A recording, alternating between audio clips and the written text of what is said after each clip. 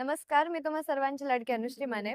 तर आज मी महालक्ष्मी सरस 2024 ह्या प्रदर्शनाला भेट देण्यासाठी आले होते नागपूरमध्ये आणि हा एक वेगळाच एक्सपिरियन्स होता माझ्यासाठी. मी पहिल्यांदाच अशा प्रदर्शनाला व्हिजिट द्यायला आले.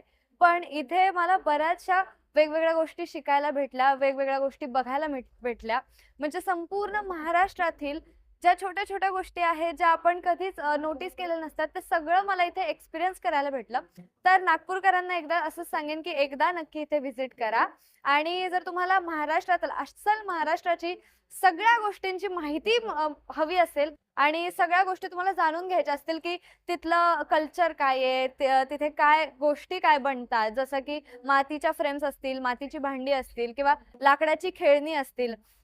किंवा तिकडचे वेगवेगळे पदार्थ म्हणजे प्रत्येक राष्ट्रातले वेगवेगळे पदार्थ अशा बऱ्याच गोष्टी आहेत. तर त्या तुम्हाला खूप छान एक्सपिरियन्स मिळेल.